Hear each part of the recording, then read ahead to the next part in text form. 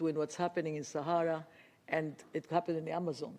They are so much linked, being so separated. But it's a link that you should read about that, how important it is that being so far away, we are so interconnected. So I think that we should see this world as a one, whether it's Africa, Asia, Latin America, we all are interconnected. And all the problems that happen, whether it's close or far away, affects us all. And what's going on in Africa now, it's a big problem that we have to solve together. Thank you.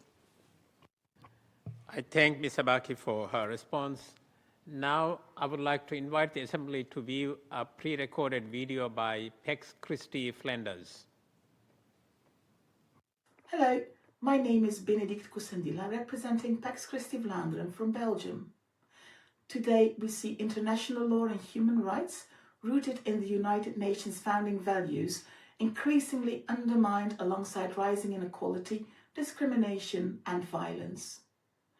In this context, how can active non-violence, supported by the UNESCO Peace Education and the Sustainable Development Goals, strengthen ethical leadership across politics, business, and society to build a sustainable culture of peace?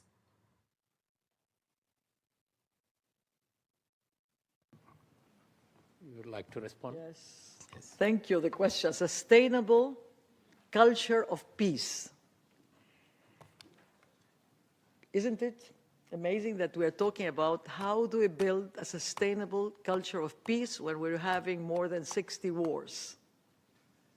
So something is being done wrong. Again, we're talking about the same thing. It's true, it's education.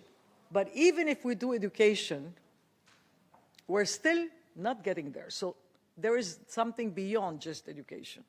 It's a culture that, and I will say something that maybe not, it's not going to be very much, again, we have to have more women in the positions of negotiations, in the table of negotiations, the leading positions of taking decisions. If you see the negotiations between Russia and Ukraine, or Israel and Gaza, even not Palestine, I will say, but Gaza, you see only men. I'm not saying that is wrong. I'm saying that we have to have women and men. When we negotiated Peru and Ecuador, I was the only woman. I wanted to have more women. We couldn't find, in 1995, we started.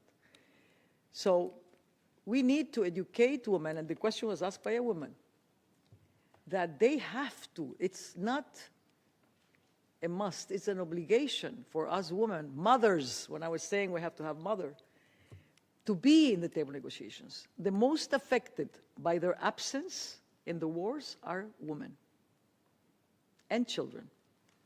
So it is a must that we need to have women. We have been here now in this United Nations for 81 years almost, and we haven't had yet a woman. So I'm not a feminist. I'm feminine. I like to work with men, but also with women. We need to work together. We see things in a different way. A man says, this is my position at the table of negotiation. This is my position, and I don't move. So the other loses and one wins. This is not a win. You have to give up and give up to win. The win-win is a lose-lose. You can't win everything because the other one that loses will come back. So that's why this culture of peace has to be together, working men and women to have this culture of peace, because it's part of us. We are the mothers that give birth to the man also. So we are 50%, 50%, but the 50% men, they have mothers too. So we need to work together. That will be the answer for a culture of peace that works. I thank Ms. A-Baki for her response. Now I give the floor to the distinguished representative of Cuba, followed by Russian Federation, Namibia, and Switzerland. Cuba. Señor Presidente. President, Ms. Ivonne A-Baki, Good morning. We're grateful for the opportunity to have these interactive dialogues. It's necessary to ensure that the SG selection process is open, transparent and inclusive. We echo the questions put to you by G77, NAM and AOCIS, and we wish to put the following questions to you in our national capacity. Which structural reforms specifically would you champion to transform the international financial system into one that is more just, inclusive and representative, and that can effectively meet the needs and priorities of developing countries, including access to financing, debt relief and greater participation in decision-making processes? How do you view the UN's role in that process? In view of the escalation of conflicts and the proliferation of belligerent narratives, what specific steps would you take as Secretary Generals to promote a culture of peace, the peaceful resolution of disputes, and the principle of the non-use of force? Thank you. I thank the distinguished representative of Cuba. I pass the floor to Mr. A-Baki for her response. Gracias. Thank you. Cuba is a marvelous country. I've been to Cuba personally. It has a huge opportunity in terms of tourism. What are the problems that mean that developing countries lack resources? Corruption. We have to work extensively on corruption. Where does the money get to? Who is using it? And who's it being used for? For people or to fill the pockets of those in power? I've been very careful working on those issues. We have to be careful. If people don't feel that they are enjoying opportunities and that they have the freedom to decide what they want to do and which opportunities they wish to take in terms of work, without them feeling those things, there can be no democracy. I believe a great deal in democracy. It's not solely a world. It's a culture of peace itself. It's a way of living. It's a culture of respect. It's a culture of trust in institutions. And when there are no robust, strong institutions, there can be no justice. There's no respect and there's no freedom. So we have to work very carefully indeed, as all countries together, on all of these issues. I don't stand against anyone. That's very true. I'm deeply interested in seeing Cuba sitting down and engaging in dialogue, but we have to be cognizant of the fact that the UN is neutral and that the issue of democracy and human rights has to be respected. Justice for all also has to be upheld. Thank you. Thank Ms. A-Baki for her response. Now I'll give the floor to the distinguished representative of the Russian Federation.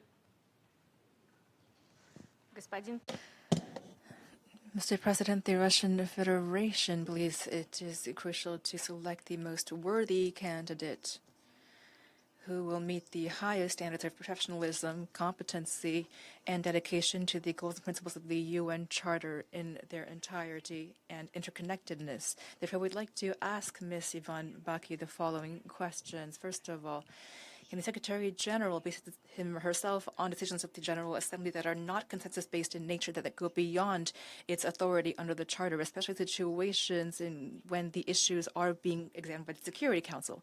Secondly, do you believe that the principles of the Charter can be ranked in terms of importance, essentially juggling with them? And do you agree that the Secretariat has the right to interpret the Charter to determine which situations can have the principles of territorial integrity versus self-determination applied to them? Thank you. I thank the distinguished representative of the Russian Federation. Now I give the floor to Ms. A-Baki to respond. Thank you. Thank you. Though I studied Russian for 3 years, I couldn't follow you because I was listening in English and it was not listening to both. But anyway, I couldn't listen to either one at the same time. But another place that I believe I've visited a lot and I know and I love is Russia. You have an amazing culture. When I was with my project of the Yasuni for the Amazon, Russia supported the project. And it was an incredible project to leave the oil underground and be, as I said, given by not taking like cutting the trees, and Russia was believing in that. I believe, again, that Russia and Ukraine should sit together in the United Nations and talk. I think that the only solution now, after we couldn't prevent the war, is to bring them to the table here at the UN and sit and find a way. Okay, what does Russia want? I believe borders should be respected. So I think there was an agreement that Russia doesn't want NATO to be near, right? Okay, let's agree on that then. Let's decide that. Stop the war. The most important thing is to stop the killing. So if Russia could be stopping the war and Ukraine could decide that they will not be part of NATO and respect the lines wherever they want to decide and respect the borders and get to an agreement. The important thing is to end the war. We can't continue with this war. And the only way to do it is for them to sit. No, they can't come together. He cannot come, the other one cannot come, separate. It's not going to happen. It's not going to happen. So we need to find solutions because the people that are dying and the refugees that are living in the countries, and I heard that there are no more men, almost, in those both countries. And it still is continuing. Until when? Until when? What are we doing here at the UN? We need to work harder and to force that. And it will be an obligation for them to do it because of humanity purposes, because it's affecting Europe, it's affecting everywhere. A war that's close or far away, it affects us all at the same time, everywhere. Thank you. Thank you, Mr. A-Baki, for your response. Now I give the floor to the distinguished representative of Namibia, followed by Switzerland. Namibia. Your Excellencies, Madam A-Baki, in September 2024, world leaders adopted the most wide-ranging international agreement in many years, namely the Pact for the Future, that has brought a renewed impetus towards the implementation of the Sustainable Development Goals. This notable agreement has reinvigorated the multilateral system and has given direction in a number of important global multilateral thematic issues. My question is, what's your vision to implementing the Pact for the Future, and how best can the Secretariat support member states in its implementation ahead of the 2028 review of the Pact? In the Pact for the Future, world leaders agreed that Africa should be treated as a priority and a special case as far as the reform of the United Nations Security Council is concerned. What's your understanding of this unique decision taken by member states, and how would your office support its implementation?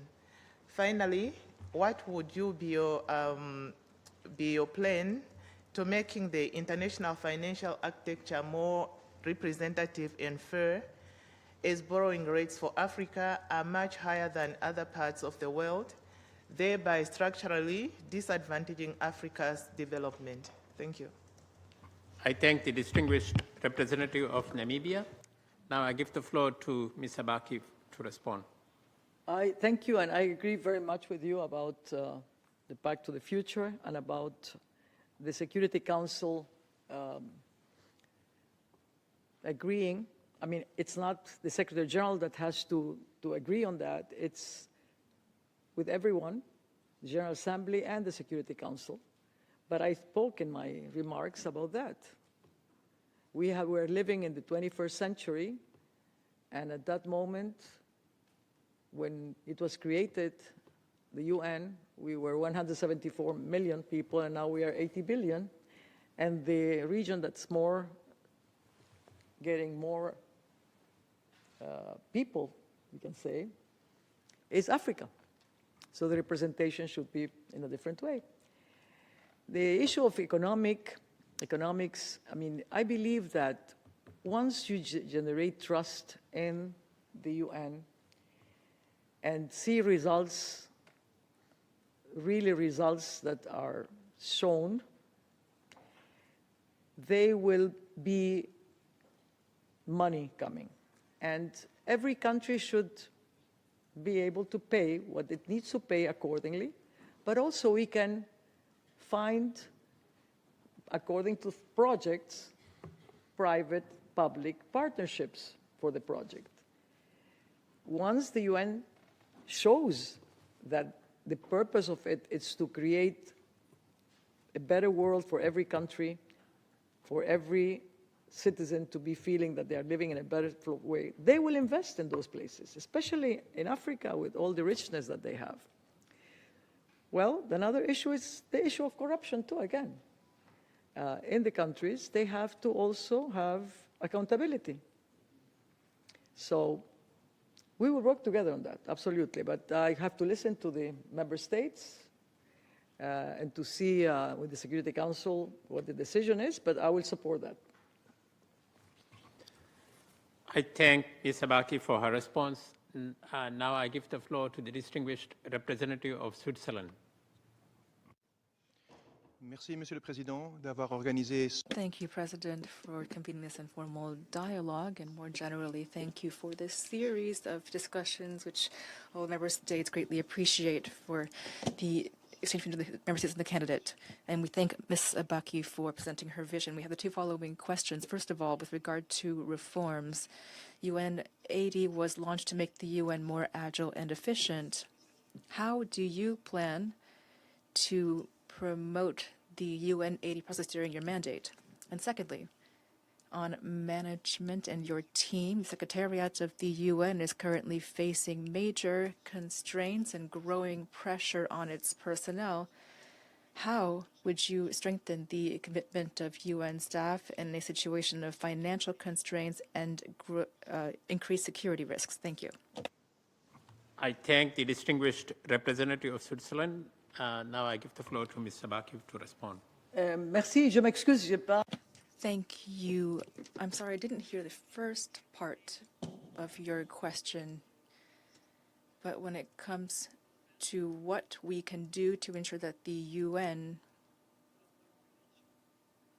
can have more engagement,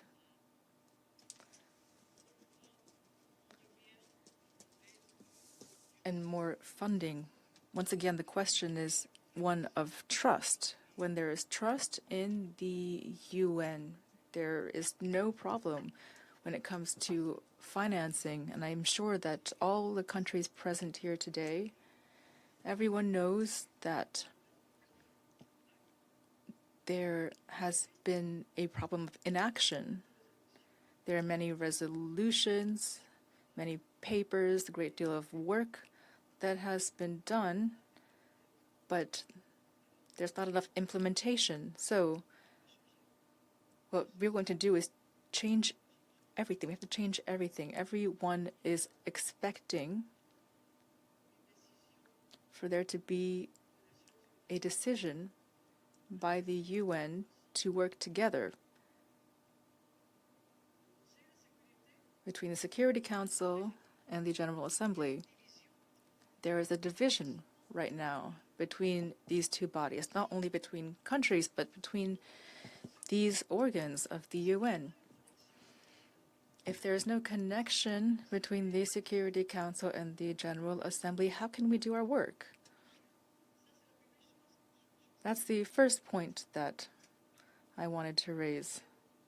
We have to talk to everyone, not just the representatives, in which you have countries represented, that's all. We have to all work together. All resolutions need to be worked upon with all the parties. So money is not the issue. It is political decisions, implementation, and transparency that we need. Thank you. Thank you, Ms. A-Baki, for your response. The next speaker is Digital Citizens Fund, followed by the Philippines and Peru. Digital Citizens Fund, you have the floor. Good afternoon, Ms. A-Baki. I'm Roya Mahbooba. I'm representing of Digital Sun Fund, where we work to provide educational opportunities for Afghan women and girls. My questions are, if you become Secretary General, how will you uphold UN Security Council Resolution 1325 and ensure the meaningful inclusion of the Afghan women and civil society in any UN-facilitated dialogue or political process with the Taliban? And what other concrete steps will you take to support Afghan women in ending this gender apartheid system? Women's rights are human rights, and the situation of the Afghan women and girls in Afghanistan today is among the worst in the world. Over 2.4 million girls are out of the schools, and UN Special Reporter on Afghanistan himself has called it the most extreme and systematic assault on gender equality of our time. Thank you, Digital Citizens Fund, for your question. Ms. A-Baki, your response. Thank you. Thank you for that. My God, it's something that keeps me awake a lot about listening to the girls that in Afghanistan are not going to school, and it's becoming worse and worse. Can you imagine when you had their dream with Malala happened, and then all of a sudden they are no more? What can we do? We can do a lot. That's another priority. Talking about children, girls, for me, are very important. And you cannot have this kind of discrimination happening in the 21st century.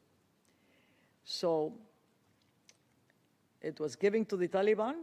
Maybe that was a mistake, the way it was done. Everything went upside down when it was going right. But who paid the price for this? Again, girls. And this cannot continue. It's not acceptable. That's why when I said I will have a microphone, we will have a microphone here. We will speak clear and loud that this is not acceptable. These girls are begging for that. Everywhere that I go, that question happens and comes out. How can this be happening again? And I don't have an answer. But we will do it. We will do it. Thank you, Ms. A-Baki, for your response. Now I give the floor to the distinguished representative of the Philippines, followed by Peru and Equatorial Guinea. Philippines. Thank you, Mr. Vice President, and thank you, Ms. A-Baki, for this conversation with the member states and the civil society. As chair of the like-minded group for middle-income countries, or the LMG mix, the Philippines would like to inquire how you believe the UN's support to middle-income countries can be improved, considering that the majority of the world's poor continue to live in mix, including a strategic plan of action for mix and a dedicated focal point in the Secretariat, which the LMG mix have been consistently calling for. And in particular, how do you see the opportunities provided by the UN80 initiative to rethink, recalibrate, and strengthen partnerships for and with the middle-income countries throughout the UN? I thank you. I thank the distinguished representative of the Philippines. I give the floor to Ms. A-Baki. Thank you for the Philippines. Thank you for the question. I was visiting your country just a few months ago, an amazing place, and I have a lot of friends, and you're doing a great job in Philippines. And, you know, when you consider middle-income countries, the majority are now middle-income countries. I think very few are not anymore. And this is another thing that is linked also with democracy. Any country, look, Singapore is an example that it could change, not having a lot of resources, but they could do it. Political decision. When you lose the middle class, you become a low-income country. And you lose democracy. Because middle class is like the backbone for a society. And if they are coming more rich and then more poor, and the middle class is disappearing, then problems happen corruption gets inside, and we lose democracy and we become middle income. But still, the UN can help on that with every country. Like I mentioned, we have to work together with the countries in order for them to be able to tell us what the problems are that we can solve in order for not losing the opportunities of generating jobs and getting more people being able to dream bigger and to have more income and to develop. And I think now with artificial intelligence, you can do a lot. That's why the artificial intelligence has to be in a positive way. Use it for the positive. The negative, people are using it for that, and we have to be very careful, because the good, they don't unite, but evil unites. So we need to work on that, and that's when I mention also the debt. You know, one of the solutions for countries that are indebted so much that they only go to pay the interest of the debt. So if we can reduce the debt, and this is something that would be worked together on that, if we can reduce the debt and make debt swaps, not just for environment like we did in Ecuador with the Galapagos and the Amazon, but debt swaps on education, on health, to have the burden less for the countries so they will be able to develop and to invest in other things for the social and for the people to become better, in a better position, so, and the country itself. So these are things that we need to talk together and work it out, and it could happen. Thank you. Thank you, Ms. A-Baki, for your response. I now give the floor to the distinguished representative of Peru, followed by Equatorial Guinea and Ukraine. Gracias. Thank you, President. My thanks also go to Ambassador A-Baki for her presentation. We know her well in Peru, and we appreciate her wealth of experience. Peru is attending this dialogue strongly committed to strengthening the United Nations so it can tackle, through cooperation, the urgent challenges facing humankind, inspired by the legacy of the Peruvian diplomat Javier Cuellar, the only Secretary General of the United Nations to have come from Latin America and the Caribbean. We reaffirm the importance of leadership able to build consensus in the current international landscape marked by increasing complexity, volatility, and uncertainty. Peru wishes to pose the following two questions. How do you view the role that Latin America and the Caribbean can and must play as a zone of peace and a region of democracy, and committed to promoting and defending the principles of the UN Charter and committed to strengthening multilateralism? My second question, what specific actions will you champion to restore the UN's convening and leadership capacity, or more specifically that of the Secretary General, in order to respond to emerging threats and challenges facing peace and security? These include transnational organized crime. Thank you. I thank the distinguished representative of Peru. I give the floor to Ms. A-Baki to respond. Muchas gracias. Thank you very much indeed, Ambassador. Thank you, Peru. I will say from the get-go that Peru is a brotherly country, more than a brother now. Congratulations on your president, Fujimori. We've worked a great deal together. I was part of peace missions from 1995 to 1998, and I was appointed Ambassador of Peace. And so it's a pleasure for me to see you here today, Ambassador. A great deal of work can be done more than ever before in the United Nations on security. What's happening in the Andean region is very dangerous indeed, but a country can't tackle these threats and these dangers alone. Ecuador, I was giving the example of Ecuador as a country of peace par excellence. I lived in Lebanon. Ecuador was a peaceful country. Look at how things are now. And how things have changed is a result of drug trafficking, organized crime, the cartels, and this is happening in Peru too. It's in the grips of the same problem, as is Colombia. So we need to work on this issue together as a team, because these issues affecting not only the Andean region, but the whole region of South America, Central America, and the Caribbean. This is a critical juncture for the United Nations to get involved in these issues. If we're talking about what the United Nations mainly does is is deal with peace and security, what better area in which to lead by example? We need to work as a team, unite as countries. Like-minded countries need to get together. I think that's what you say. Like-minded countries. A great deal of work can be done by them together as a team. And that was the idea driving my meetings in Colombia. I was at the inauguration of President Abelardo. I was also in Peru at the inauguration of President Keiko. I went to visit Fujimori's tomb with Mawad. And we talked about this. We talked at great length about countries getting together. President Noboa, Ecuador's also working jointly with allies. Many countries were present, and we talked about rallying efforts through the United Nations. And that is the idea. The United Nations should unite more than ever before, because a great deal can be done and can show through this example that together we can accomplish a great deal and overcome problems. Thank you for your question, and thank you for being here. Baki, for your response. We have 3 more speakers in the list today. The next speaker is Equatorial Guinea, followed by Ukraine and the UN Association of USA. Equatorial Guinea. Many thanks indeed to you, Ms. A-Baki. I do wish to thank you and say how much I appreciate your clear, pragmatic and idealistic responses to the questions raised.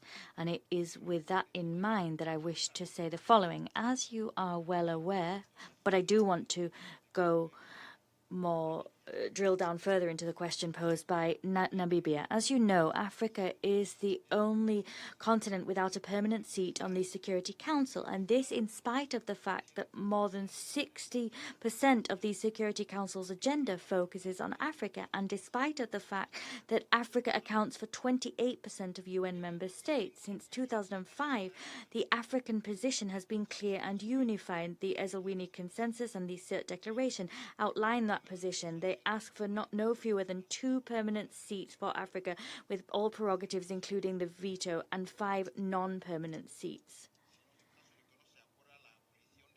If we don't eradicate the veto, new permanent members should also enjoy that privilege. Given your experience, and despite the fact that the Secretary General does not have direct control here, it's a member state's issue, but in your experience, well, given your experiences, what suggestions do you have for this situation to be resolved after almost 20 years? The historic injustice that's been done to Africa begs a resolution. Africa is calling for a resolution in terms of reform, and what contributions would you have to make to that? Because for years and years through the IGN process, we've been adopting the same resolutions, and then we come to the next session, the microphone has been cut off. Thank you very much. Thank you. Thank you very much to the distinguished representative of Equatorial Guinea. I pass the floor to Ms. A-Baki to respond. Gracias, gracias, y gracias por hablar en Thank you. Thank you for speaking Spanish. Thank you for being here as Equatorial Guinea and speaking Spanish. As I said, I'm very deeply interested in acting as a mediator, because I think the role of a Secretary General is not in any way general. And he shouldn't be a general. He or she should be a mediator, forging common ground. After so many years, and I was saying this, I think, for so many years we've been dwelling on this Security Council issue, and that means that what we have is not fair. When we can find a solution that's more equitable, and when we can find solutions, doors shouldn't be closed down because one country exercises the veto. I can listen to all of you, I can make suggestions and work with all of you as a team to achieve a positive outcome. An outcome that might help to ensure that not all resolutions are just blocked, because we won't find any solutions if we continue down that path. So we need to find a formula that works. And I am committed to finding that formula when, God willing, I come to be your Secretary General. Thank you. Thank you, Ms. A-Baki, for your response. Now I give the floor to the distinguished representative of Ukraine. Thank you, Mr. President, and thank you, Madam A-Baki, for sharing your vision and priorities and for your confident and inspiring remarks. As the Ukrainian, I understand very well what you describe, spending hours in a shelter during bomb or missile attacks, especially with the children. It is so hard to see Russian ballistic missiles flying above your head and realize that there are simply not enough air defense interceptors to stop them.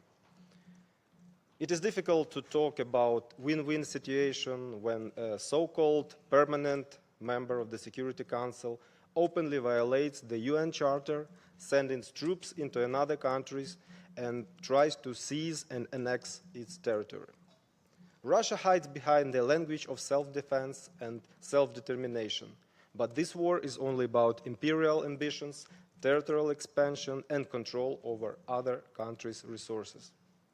A real win-win situation begins with the respect for the UN Charter, holding the aggressor accountable and punishing the one who started this war and crossed the international border with its troops. Last night alone, at least 15 people in my capital, Kyiv, did not see this morning because of Russian missiles. Ukraine is ready to stop this war. Russia is not.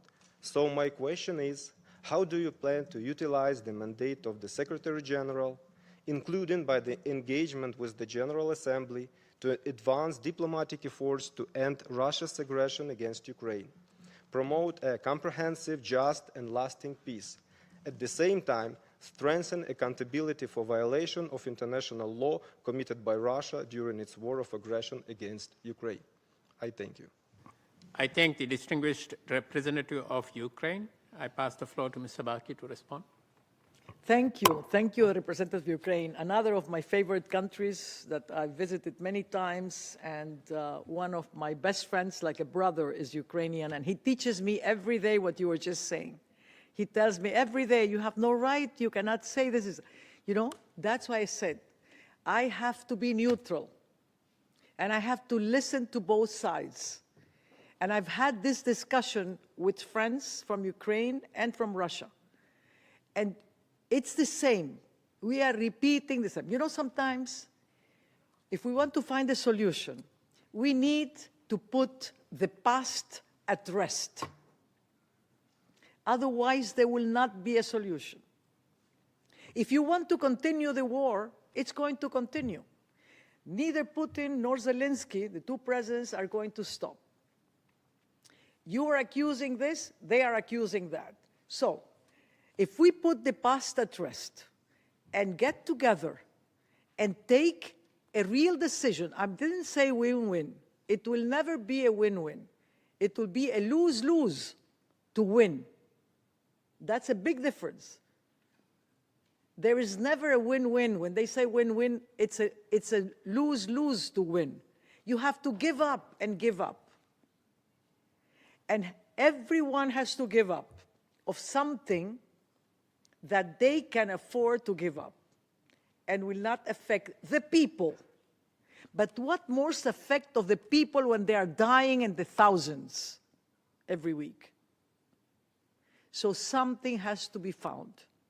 And try, believe me, to turn the same language and put the past at rest from both of you, Russians and Ukrainians. It's your children. You are a very young, good-looking person, the one that asked the question. You are young. I'm sure you don't want your children to continue living in war. And I'm sure the Russians, they don't want the families to continue suffering. Who is paying the price? That's why. Put the past at rest and start with the vision of the lose-lose, not the win-win.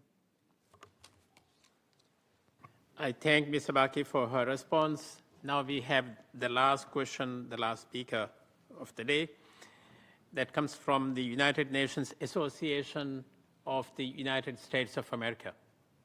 You have the floor. Good afternoon, Madam A-Baki. My name is Kiran Pala, representing United Nations Association. My question is regarding development.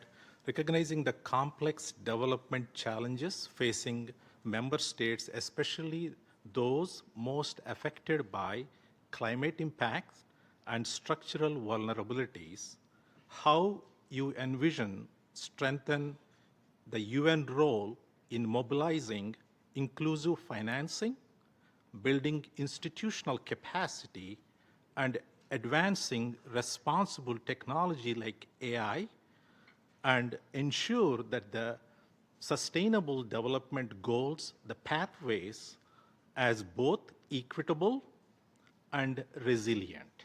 That's my question. Thank you. I thank the UN Association for the United States. And Ms. A-Baki, while you respond, this will be the very last question of the day. And well, I didn't feel the time. We cannot have more questions? No, I'm just joking. I'm just joking. No, but I enjoyed very much all your questions, and I would like to answer the question about the sustainable. It's, again, we go back to the same issue of how do we get resources and where do we allocate them for sustainable development goals and all the things that are happening now because of climate change, because of what's going on. I said it's cyclic, but the difference between in the past times when it was cyclic and there was droughts, like we have El Nino now, like we're going to have La Nina, and all the things that happen, it happens. It's not that but now we have more people. We used to have a certain amount, and now we have 8 billion. So it affects the people that are living in places that are sensible, like the small island development states and places that are affected more than others. So the UN's role is to help in that, to find resources. It doesn't have to be from the UN. It can be from institutions, private sector, uniting public-private sector for a purpose of doing specific things to help this to happen and to be implemented. Because, as I said, the SDGs have gotten how much money? I mean, it was billions. I heard that it was like 4 billion or more. And where were they used? We have to find out what happened and why, if we're not spent it the right way. But, okay, let's say that we are starting now. What are we going to do to find the problems? With artificial intelligence, it's much easier. You can know how to do it and do it less expensive and focused on the issues that are happening in the place where it's happening, or prevent it from happening because you will know. There are things you don't know. Look what happened in Cali. I was just there for the inauguration. I left, and the next day there was an earthquake. Some people say it has to do with movement of the earth because of climate, because of changes. And all this, not storms, we call them terremotos, how do you say it? Terremotos and more than storms that are happening everywhere.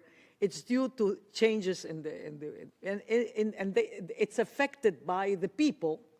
And I will not say affected by just us, the people. It's affected because it's cyclic, but because we are more now in the world, that's why it's affecting us more. But we need to have resources, and we'll find them. And I don't think it's a difficult thing.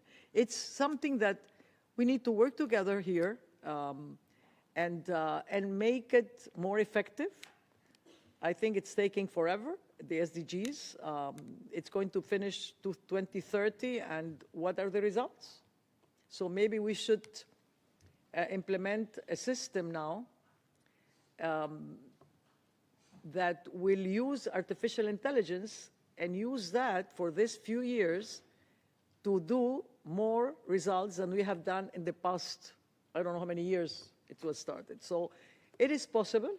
Nothing is impossible. I don't believe in the word impossible. Everything is possible if we want and if we have the will to do it.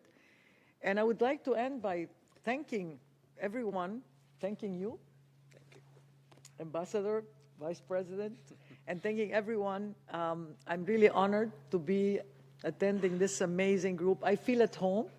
I really do. You are all amazing. And the only thing I want to tell you is we should be thankful that we have the United Nations. It's the best institution.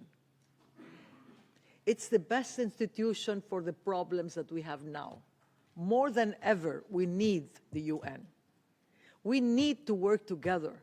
It's not about choosing just a Secretary General. It's about working together to find ways to solve the problems that are now in the world and that are going to be even more because of the problems that are happening and we couldn't prevent. So from now on, we have to work to solve what we have, like Russia, Ukraine, like Israel and Gaza, like the things that are happening in Africa, to solve and to work together to prevent those that we can prevent to happen. So I hope that we can. It's a dream for me, it's a mission for me, it's not the position. I never thought about this. It was not my dream is peace in the world, which is very, but I think that we can do that from the UN. So if you give me the honor and the privilege to be able to work together with you, it will be something that we'll do, and let's hope we can do it in less than 5 years. I will not say more than 5 if I get elected. So thank you very much. Thank you very much, Ms. A-Baki. We have now come to the end of this interactive dialogue. I would like to thank Ms. A-Baki and all participants for their contribution. And with that, the meeting is adjourned. Thank you.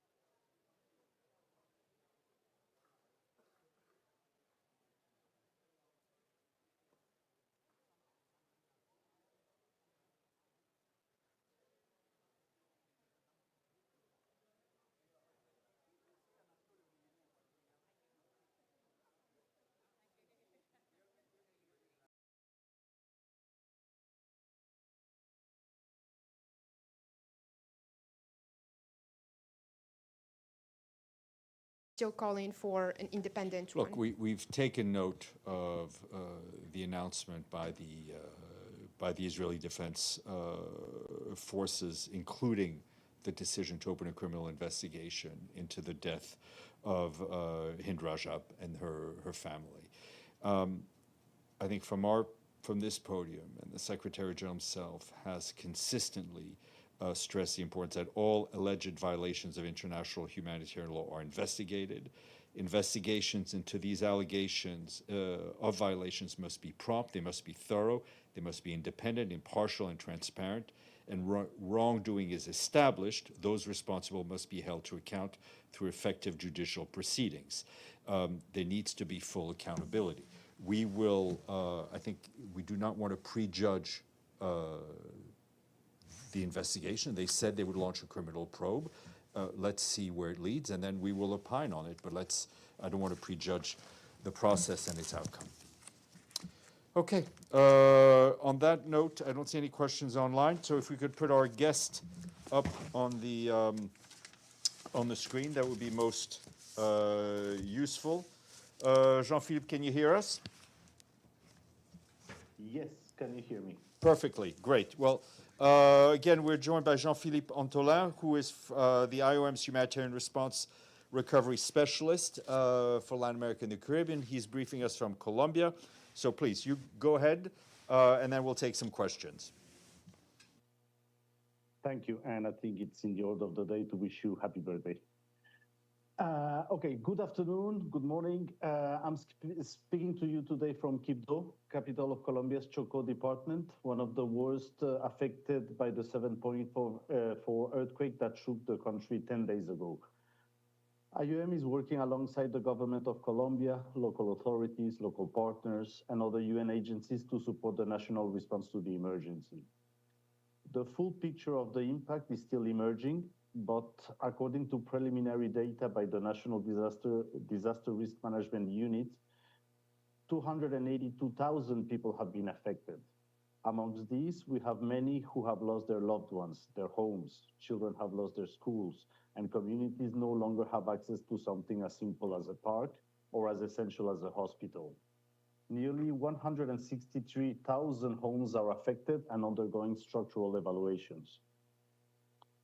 Aiming to complement the government-led response, IOM launched this morning a flash appeal of 30 million USD to expand its earthquake response in the initial 6 months. Our appeal aims to cover both urgent, life-saving help now and a gradual shift toward longer-term recovery, including shelter, managing accommodation sites, clean water and sanitation, healthcare, protection for vulnerable people, and helping communities to rebuild. Within the UN system, IOM is leading the coordination of the shelter and site management cluster here in Colombia, with our team supporting the identification of affected populations, the assessment of priority needs and gaps in assistance in these areas. To date, alongside local authorities, we have mapped at least 71 temporary collective accommodation sites, which host 4,700 people, equivalent to 1,400 households, across Valle del Cauca, Risaralda, Chocó, and Caldas.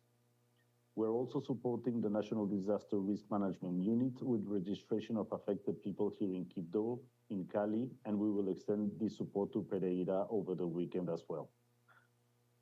Recent heavy rains across Colombia's Pacific region, including Pereira, Buenaventura, and here in Quibdó, have further worsened living conditions for many earthquake-affected families. These conditions have increased shelter, water, sanitation, and protection needs, particularly for people in open spaces, community centers, sports fields, schools, public buildings, and churches. The rain is also making it easier for epidemic vectors diseases to spread, such as dengue, which is especially dangerous in shelters where many people live close together. The need for shelter and support remains high. Humanitarian partners say more housing options, including community shelters, temporary hotel stays, host families, and rent support are needed for families whose homes were destroyed, badly damaged, or no longer safe. Repair kits and household basics, such as sleeping mats, bedding, cooking supplies, and items for privacy, will be essential to help people live safely and with dignity. Getting these supplies to the hardest to reach areas remains a major challenge, and most partners are working together to overcome it. There is also an urgent need to strengthen roofing, drainage, and waterproofing in existing locations while continuing to register affected populations, whether in collective sites with host families or rental housing. At this challenging time, IOM commends the rapid and decisive response of the Colombian government, as well as the dedication and solidarity of authorities and emergency response teams working on the ground. We'll continue supporting the government's response through every stage of this emergency and recovery, working with other sectors and planning for the future so communities are better prepared for the next disaster. Back to you, spokesperson. Thank you very much. We'll start with Edie Leder, Associated Press. Thank you very much on behalf of the United Nations Correspondents Association for doing this briefing and giving us this update. What are the most urgent needs today for the earthquake victims? And I know we're still in an emergency phase, but when do you expect the recovery and reconstruction efforts to begin? Thank you. Please go ahead, Jean-Philippe. Thank you. Thank you, Edith, for the question. Most urgent needs, yes, it's been 10 days, so pretty much everything is still urgent. There's communities that haven't been accessed yet or have only been accessed once. We must continue to provide blanket coverage of several items, from shelter to food to health. Um, Amongst those many most pressing urgent needs, I will say also the need for information. People need to know. People need to know whether the house is safe, structurally sound. From outside, some might not look affected, but if you go inside, you will see cracks everywhere. People are sleeping outside for fear of the roof collapsing over their heads. They need the structural evaluations to carry on, someone to tell them it's safe or unsafe to be there. And where they are at the moment, they need to have access to the most basic needs and to have commodities and to live safely and with dignity. This is what's happening in all of the places that we've mapped. People living with other families or in alternative settings also need that support. They are in crowded conditions, but they won't be able to stay there long if they don't receive help. And we don't want shelters to become magnets as the only places where people could access assistance. And that's exactly what the government is doing right now, figuring out where everyone is, what they need, as the other phases start. Your second question about recovery, well, what we say is recovery starts from day one. And it does. People will start figuring out how they are, where they are, what they need, how they're going to rebuild. Government is already working on potentially rental assistance. We see them every day out mapping, informing people where to go, how to register, regardless whether we're owners, renters, whether their livelihoods are gone or not, to be sure that they benefit from a due process. But it takes time. It's been only 10 days. And as that progresses, the most urgent need continues to be to assist them. We see a lot of solidarity happening still in Colombia, from CSOs, from civil society, from private organizations. But we know by experience that at some point will run short, and it's not coming in the volumes and to the places that need it most. So rural areas, that's because of access, it's not happening yet. So the blanket coverage needs to continue. Access improved as people know where to go and how the different streams of help will reach them. Back to you. Thank you, Murad. Thank you, Murad from Al Jazeera Arabic. Could you elaborate more in regard the international response, either on fund or aid, or in general, the other immediate priorities? Sure, and apologies, I don't have the full picture of that. That would be on foreign affairs and OCHA's, but we certainly see it. I mean, speaking with partners, with other UN organizations, with the Red Cross movement, I see several people have launched appeals. Funding is starting to mobilize. In fact, from some donors rather fast. For UN, that was from the US that has made 5 million of our 30 million appeal funded already. We've seen bilateral aid also arriving. I'm here in Quibdó. Yesterday, I saw the Argentinian Air Force that had landed. I think it was before in Cali. They took off at the end of the day. I saw a US airplane today. So aid is still arriving. The volume of it, the quantity of it, I do not have, and I would lie if I venture a guess, but it is happening. Thank you. Any other questions?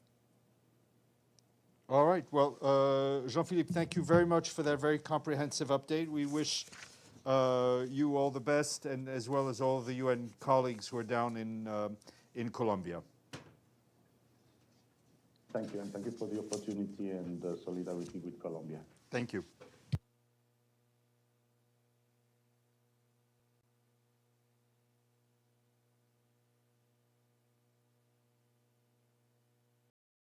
فرمایش می‌بینیم فرزان افغانی است، سرپتونی است، شامی است، یعنی لباس‌های زنانه و دخترانه و طفلانه پور تولید بازار هم داریم که چندین بار از دکان‌ها ما قرارداد گرفته رفتیم و به تعقیب از دیدیم که علاقه‌مندی مشتریای ما زیادتر است. ما یک بازار به اینجا خود ما یک نمایشگاه دایر کردیم در داخل همین آموزشگاه خود که هر نوع لباس‌ها رو ما تولید کرده بودیم و فروشات بسیار زیاد هم داشتیم. فقط به 2 روز ما نمایش‌ها داشتیم.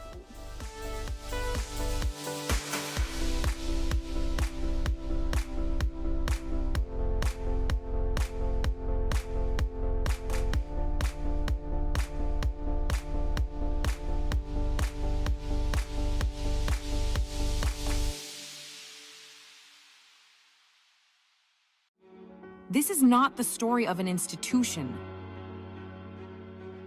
It's the story of people.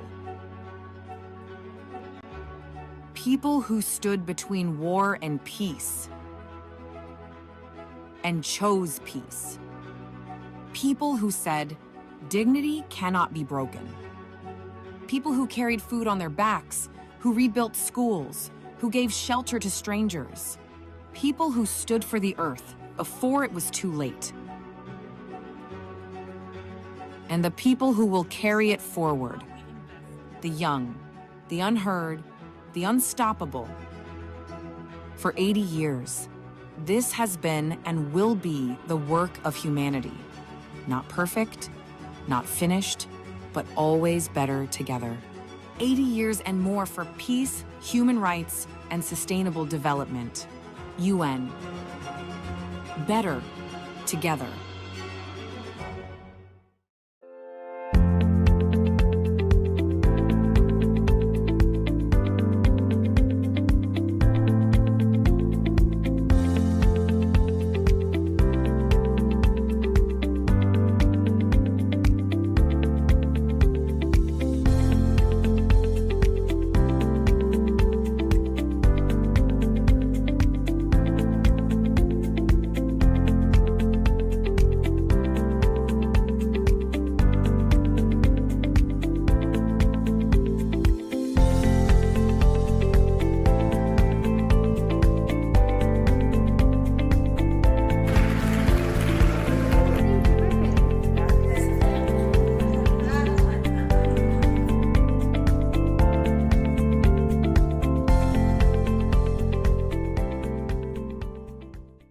Women in Gaza told me again and again, there may be a ceasefire, but the war is not over. The attacks are fewer, but the killings continue. To be a woman in Gaza today means facing hunger and fear, absorbing trauma and grief, and shielding your children from gunfire and cold nights. It means being the last line on protection in a place where safety no longer exists. This is what it means to be a woman in Gaza today. To know that winter is coming and to know you cannot protect your children from it. One woman told me her home was destroyed, but every morning she returns to the rubble to gather wood, burning the doors that once sheltered her family just to make breakfast for her children. Food cost 4 times higher than before the war, and it's completely impossible for many of the women that I met to feed their families. No woman or girl should have to fight this hard just to survive. We need more aid to enter into Gaza systematically and safely, and we need the killings to stop. 8 years ago, conflict forced the Rohingya to leave their home in Myanmar. Today, they're still waiting, hoping to return. I'm in Cox's Bazar, home to over 1 million refugees. More than half are children. The Rohingya have shown the world that they are resilient, proof that hope can survive even in the hardest of places. But hope needs help to endure. Now, a global funding crisis is pushing that resilience to its limit. UNICEF teams are being forced to make impossible choices, closing classrooms, cutting hygiene supplies, and reducing basic aid needed to survive. These schools aren't just buildings, they are lifelines. When we close a classroom, we close a child's future, the possibility to dream. My dream is to be an engineer. If I can make new drone, I will video our camp and I will show the world that our communities are struggling. This is what the funding cuts mean for children. Fewer lessons, less protection, more risk. In times of crisis, Rohingya children risk being forgotten. But they shouldn't be. They cannot be. Every child deserves a chance to learn, to dream, and to be safe. Thank you so much. This isn't about charity, it's about humanity. Join me, stand with UNICEF, stand with every child.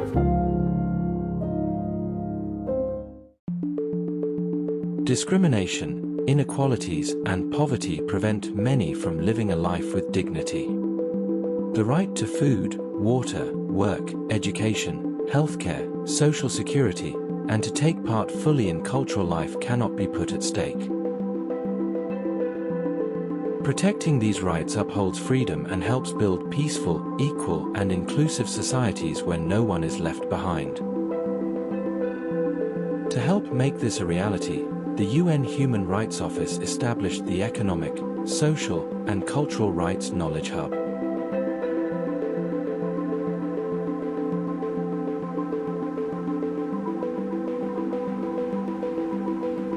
A global platform to turn knowledge into action, foster peer exchange, and scale up practices as models for global progress. The ESCR Knowledge Hub is part of the broader UN Human Rights Knowledge Gateway, a connected space to track progress and support the implementation of human rights worldwide. By engaging, you join a global community committed to protecting and promoting these rights with opportunities for learning, partnerships, and real impact. Economic, social, and cultural rights make a difference.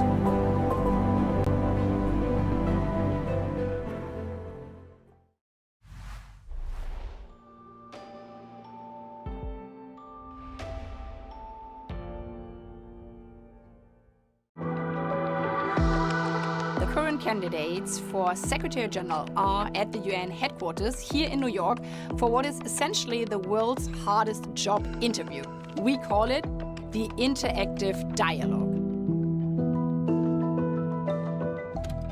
In September last year, member states adopted, by consensus, a resolution that sets out the selection process. So my responsibility as President of the General Assembly is to implement it fully and ensure the process is transparent, inclusive, and accessible. In just a few minutes, I will convene the first of the interactive dialogues with candidates for the position of Secretary General for the United Nations. The dialogues, so the interviews, are structured around two themes. First, their leadership abilities, experience, and skills needed for a strong, fit for the future UN. And second, the UN's three pillars: peace and security, sustainable development, and human rights. All the 193 member states have the opportunity to ask questions to the candidates. Besides member states, through an open call and a lottery, we choose different civil society organizations covering the diversity of the UN Charter to be engaged in this process and the interactive dialogues. I encourage everyone, not only member states, but all of those who are following this process and want to engage, to visit our website, un.org, which has a dedicated section for the Secretary General selection process. Under the UN Charter, the General Assembly appoints the Secretary General, important, up on the recommendation of the Security Council. After the Security Council makes its recommendation, the final decision lies with the 193 member states in the General Assembly. Last time it was around fall. In these challenging times, we will see if it's the same timetable, but one thing is clear: we need a new SG by the end of this year. The person we choose at the end of this process should be the United Nations' strongest defender. And our choice will send a powerful message about who we are as the United Nations and whether we truly serve all the peoples of the world, of which half are women and girls.